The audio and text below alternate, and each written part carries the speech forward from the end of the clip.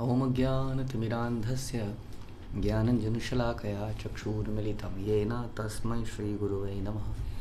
श्रीचैतन्यमनोभीष्टं स्थापितं येन भूतले स्वयं रूपः कदा मह्यं ददाति स्वपदान्तिकं। वन्देऽहं श्रीगुरौ श्रीयुतापदकमलं श्रीगुरून् वैष्णवांश्च। श्रीरूपं साग्रजातं सहगण रघुनाथान्वितं तं सजीवं साद्वैतं सावधूतं परिजनसहितं कृष्णचैतन्यदेवं श्रीराधाकृष्णपादान् सहगण ललिता श्रीविशाखान्वितांश्च। हे कृष्ण करुणा सिंधु दीनबंधु जगतपते गोपेश गोपिकाकांत राधा कांत नमस्तुते। तप्त कांचन गौरांगी राधे वृंदावनेश्वरी वृषभानुसुते देवी प्रणमामि हरिप्रिये। वाञ्छाकल्पतरुभ्यश्च कृपासिन्धुभ्यैव च पतितानां पावनेभ्यो वैष्णवेभ्यो नमो नमः। जय श्री कृष्ण चैतन्य प्रभु नित्यानंद श्री अद्वैत गदाधर शिवासादि गौर भक्तवृंद। हरे कृष्णा कृष्ण कृष्ण हरे हरे, हरे राम राम राम हरे हरे। नमो विष्णुपादाय कृष्णप्रेष्ठाय भूतले श्रीमते भक्तिवेदांत स्वामिन्निति नामिने। नमस्ते सारस्वते देवे गौरवाणी प्रचारिणे निर्विशेष शून्यवादी पाश्चात्य देशतारिणे। हरे कृष्णा। भगवद गीता अध्याय 2 श्लोक संख्या 23। नैनं छिन्दन्ति शास्त्राणि नैनं दहति पावकः न चैनं क्लेदयन्त्योऽपि न शोषयति मारुतः। यह आत्मा ना तो कभी किसी शस्त्र द्वारा खंड खंड किया जा सकता है, न अग्नि द्वारा जलाया जा सकता है, न जल द्वारा भिगोया या वायु द्वारा सुखाया जा सकता है। तो इस संसार में कई प्रकार के अस्त्र हुए हैं। ऑल्दो आजकल के युग को मोस्टली एक ही तरह के अस्त्र पता है। कुछ नए अस्त्र अब बन रहे हैं। ऑल्दो जैसे हमारे अलग अलग बैक्टीरिया को लेके कुछ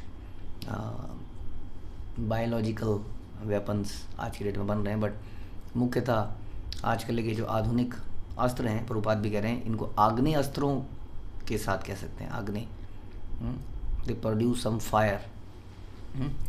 लेकिन पुराने ज़माने में हम जाते हैं, शास्त्रों को पढ़ते हैं और पुरानी इतिहास को पढ़ते हैं, तो उसमें हम देखते हैं कि उस ज़माने में ये विद्या बड़ी विकसित थी।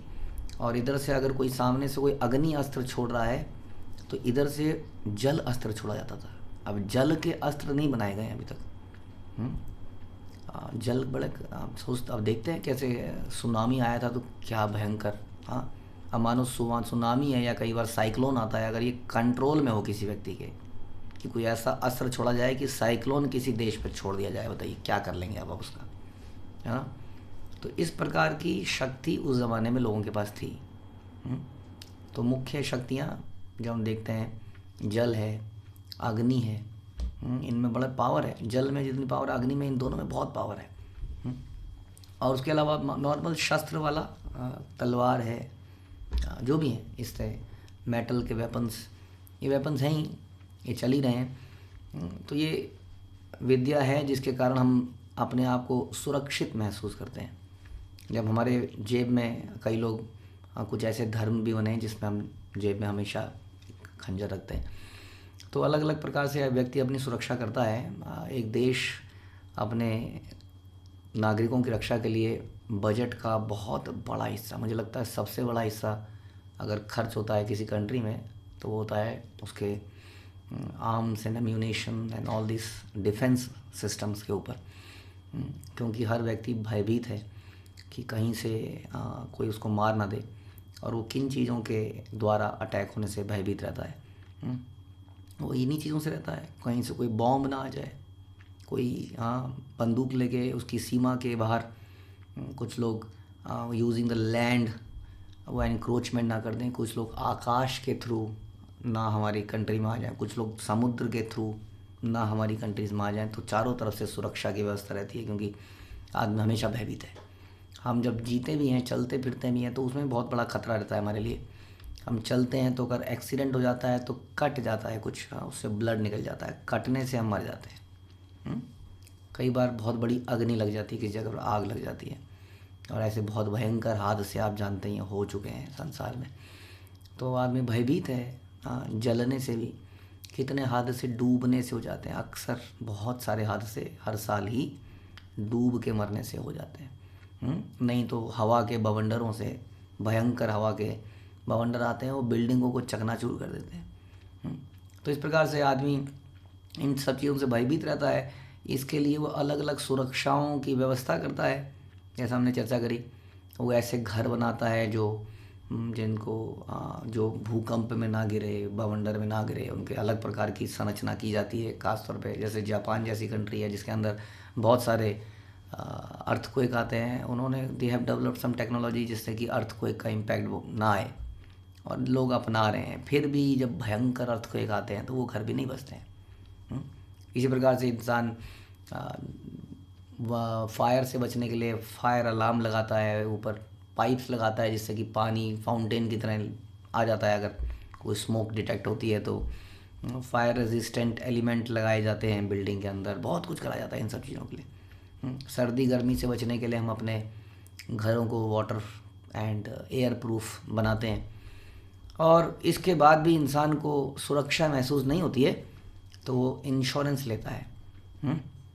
इन सब चीज़ों के लिए इंश्योरेंस अवेलेबल हैं, इंश्योरेंस कंपनियां इंश्योरेंस देती हैं कि इतना कुछ करने के बाद भी हम बचेंगे नहीं, यदि हम मर गए तो, यदि कुछ नुकसान हो गया तो हम क्या करेंगे। तो फिर ये इंश्योरेंस कंपनी आएगी, हमारे जाने के बाद हमारे बचे हुए लोगों को वो कुछ मुआवजा देगी, उससे जीवन चलेगा। लेकिन अल्टीमेटली पूरा जीवन इन्हीं भयों में निकल जाता है। कहीं से मैं गिर ना जाऊं, कहीं मैं फिसल ना जाऊं, तो टूट के, फूट के, कट के, जल के, सूख के, भीग के हम मर जाते हैं। यह बड़ी भयंकर बात है। इसलिए बड़े बड़े राक्षस इस प्रकार का वरदान मांगते थे। आप जानते हैं, अब देखा कि दुर्योधन ने अपनी माता गांधारी ने उसको ये वरदान दिया कि मैं अपनी आंखें एक ही बार खोलूंगी और एक बार खोल के मैं तुम्हारे पर दृष्टिपात करूंगी, तुम्हारा पूरा शरीर वज्र का बन जाएगा, तुम्हें कोई काट नहीं पाएगा। लेकिन फिर भी दुर्योधन समाप्त हो गए। और हिरण्यकश्यप भी बड़ा चिंतित रहता था, रावण भी बड़ा चिंतित रहता था कि मैं ऐसे ना मर जाऊं, मैं वैसे ना मर जाऊं, है ना। तो हिरण्यकश्यप बोलता है ना मैं अस्त्र से मरूं, ना मैं शस्त्र से मरूं, है ना। वो भी यही बोलता है कि मैं अस्त्रों से, शस्त्रों से, इन सब चीज़ों से मेरी रक्षा कीजिए। लेकिन उसको क्या मालूम था कि नाखून से भी कोई किसी को फाड़ के मार सकता है। हाँ, तो भगवान ने नाखून से मार दिया। अब नाखून कोई अस्त्र शस्त्र थोड़ी है। नरसिंह भगवान आए, उन्होंने नाखूनों से फाड़ दिया, ले जी कर लो बात, मर गया। उसी तरह से रावण था, बड़ा भयभीत रहता था। हमने एक बार कहानी सुनाई थी आपको कि एक बार उनके सामने नारद मुनि आ गए। अब रावण ने इतनी सारी तपस्याएं करके इतने सारे वरदान लिए थे, हालांकि अभिशाप भी उसके सर पे थे कि मैं इससे ना मरूं, उससे ना मरूं। कहीं ना कहीं वो भूल गया कि बानर से ना मरूं, मनुष्य न से ना बनूं। ये बोलना भूल, मनुष्य क्या है, जस्ट लाइक कि मैं कभी चींटी से ना मरूं। कोई बोलेगा कि मैं कभी चींटी से ना मरूं। इसी प्रकार से उन्होंने मनुष्यों की बात ही नहीं करी। और भगवान राम इसी प्रकार से आए थे, इसी रूप में, और बानर इसी रूप में आए थे। वो मारा गया। और उसके उसी के जीवन में घटना आती है कि नारद मुनि उसके सामने आया और उसने एक दिन नारद मुनि को कुछ बोला। अब नारद मुनि तो अपने भाव में रहते हैं, नारायण नारायण। उसने घुमाई अपनी तलवार को, घुमा के काट डाला नारद मुनि को। लेकिन नारद मुनि को काटा तो तलवार ऐसे करके फर से निकल गई। तो उसको समझ नहीं आई क्या हुआ। उसने कई बार तलवार से मारा। देन ही रियलाइज कि नारद मुनि कोई साधारण व्यक्ति नहीं है। तो नारद मुनि की जो शरीर है वो है सच्चिदानंद शरीर, वह है यही आत्मा का शरीर जिसके बारे में हम चर्चा कर रहे हैं कि जिसको किसी शस्त्र से काटा नहीं जा सकता है। तो कैसे नारद मुनि को काट सकता था रावण। तो यानी कि रावण ने इतनी तपस्या करके जो चीज़ प्राप्त करी और इतनी बुराई हासिल करी, नारद मुनि ने केवल भगवान की भक्ति करके उसको प्राप्त कर लिया। यानी कि हम सब लोग, हम सब के पास ये शक्ति है। इस जलने से, इस कटने से, इस सूखने से, इस भीगने से जो हमें खतरा है, इन सारी प्राकृतिक आपदाओं से जो हमें खतरा है, वो हम आसानी से बच सकते हैं बिना किसी इंश्योरेंस के। और उसका तरीका है कि हम भगवान को शरणागति करें, भगवान की भक्ति करें, इस नकली शरीर को, इस पुराने वस्त्र को त्यागें और आत्मा के शरीर को ग्रहण करें, भगवान के धाम में चले जाएं।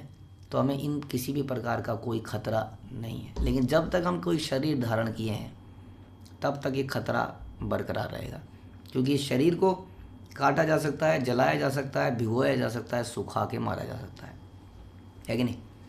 इसी प्रकार के कहीं ना कोई दंड दिए जाते हैं, अलग अलग प्रकार के दंड भी इसी प्रकार से दिए जाते हैं, है ना। तो इसका मतलब ये हुआ कि इस महान भय से बचना है तो हमें भगवान की शरणागति करनी पड़ी। तो आत्मा का ये स्वभाव है, आत्मा का ये नेचर है उसका, ये क्योंकि वो इन पंच तत्वों से नहीं बनी, इसलिए पंच तत्व आत्मा को छू तक नहीं सकते हैं। हाँ, ये सारे पंच तत्व ही हैं, आप देखेंगे अग्नि है, जल है, वायु है, इन एटलीस्ट ये तो है ही, फिर अस्त्र शस्त्र हैं। तो इनके द्वारा, क्योंकि आत्मा सूक्ष्म है, एक तो ये बात है कि आत्मा को सूक्ष्म है ना, सूक्ष्म चीज़ को कैसे निशाना बनाया जाए, कैसे कुछ किया जाए, इतनी सूक्ष्म है कि बाल के अग्रभाग के 10,000वां हिस्सा है, पहले तो कैसे उस पर कोई निशाना साधेगा किसी अस्त्र से। दूसरा क्या है कि वो एलिमेंट ही ऐसा है कि वो एलिमेंट, जैसे कि आप ऑयल देखते हैं, कई बार ऑयल के अंदर पानी डालते हैं, ऑयल ऊपर तैरता रहता है, just like untouchable by the water. हाँ, सोचिए, हम तो ऑयल के अंदर भी ये एलिमेंट है, आत्मा तो एक ऐसा तत्व है जो untouchable by any of such things, क्योंकि वो डिफरेंट है, वो नॉन मैटर है, मैटर उसको कुछ नहीं कर सकता। ये सारी चीज़ें मैटर हैं, मटेरियल है, और आत्मा है नॉन मैटर, सच चित्त आनंद से बना हुआ, इसलिए उसको ना तो काटा जा सकता है ना सुखाया जा सकता है, वटेवर। तो ये शक्ति हमारे पास है, लेकिन प्रभुपाद कह रहे हैं कि यही शक्ति भगवान के पास भी है। ऑब्वियसली भगवान को कौन संसार में काट सकता है, जला सकता है, सुखा सकता है, अदरवाइज तो संसार में कौन भगवान को मान रहा होता। हमने नारद मुनि की कहानी सुनाई, नारद को रावण ही नहीं कुछ कर पाया, तो कैसे वो भगवान राम को कुछ कर लेता। वो तो एक लीला थी जो ऐसा दिखाया गया कि वो मूर्छित हो गए या वटेवर जो भी हुआ। तो भगवान के पास ये शक्तियाँ हैं, और वास्तव में हमारे पास ये शक्तियाँ इसीलिए हैं क्योंकि हम उसी भगवान के अंश हैं। हाँ, जैसे कि प्रभुपाद बताते थे कि समुद्र के अंदर से एक बूंद निकाल लेंगे तो उसमें वही खारापन होगा, उतना ही रेशों में उसके अंदर वो खारापन होगा जो कि पूरे समुद्र में होगा, लेकिन उसमें फिर भी अंतर बना रहेगा कि समुद्र एक बहुत बड़ी शक्ति है और बूंद एक शक्ति नहीं है। बूंद बिलोंग्स टू समुद्र, बट उसके पास वो शक्ति नहीं है। उसी तरह से हमारे पास भी उन्हीं शक्तियों के लक्षण हैं जो भगवान के पास हैं, इसलिए हमें भी नहीं जलाया जा सकता है, सुखाया जा सकता है, लेकिन हम बहुत ही सूक्ष्म हैं। फिर भी इतनी शक्ति होने के बाद भी आज देखिए हमारी क्या हालत बनी पड़ी है कि हम भयभीत हैं, जो हमने शुरू में चर्चा करी, हम भयभीत हैं इन सब चीज़ों से, हम सुरक्षा की व्यवस्थाएं कर रहे हैं, जबकि हमारा अंश जो है, हम जो वास्तव में भगवान के अंश हैं। ऐसा क्यों है? क्योंकि हम अणु हैं, हम बहुत ही सूक्ष्म हैं। तो हम अपने आप को फिर कैसे बचाएं? उसके लिए प्रभुपाद बताते थे, प्रभुपाद मॉर्निंग वॉक में जब जा रहे थे एक बार, तो मॉर्निंग वॉक में अचानक से, यार समुद्र के किनारे प्रभुपाद चलते थे अक्सर, close to the nature. Prabhupada चल रहे थे तो अचानक से वहाँ पर केकड़ा आया, समुद्र में से केकड़ा निकल आता है। हाँ, कुछ भक्तों ने देखा, अरे केकड़ा भागे उसकी तरफ, और थोड़ी देर में केकड़ा भागता भागता भागता भागता भागता एकदम से समुद्र के अंदर चला गया, एंड उसके बाद कहीं नज़र नहीं आया।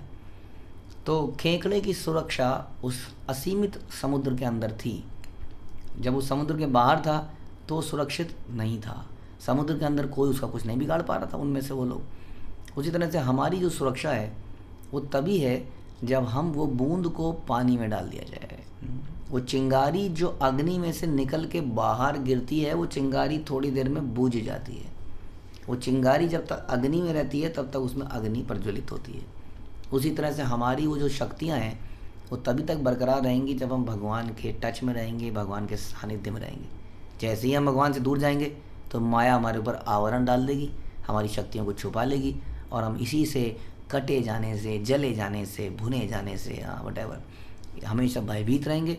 सुरक्षा की व्यवस्थाएं करेंगे, इंश्योरेंस लेंगे, जबकि इनमें से किसी भी चीज़ की हमें ज़रूरत नहीं थी।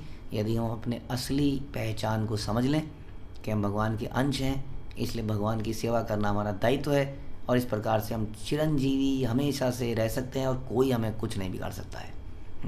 इस फीलिंग के साथ निडर होकर, अभय होकर हम भगवान की शरण में जा सकते हैं। हरे कृष्णा। श्रील प्रभुपाद की जय, भगवद गीता की जय।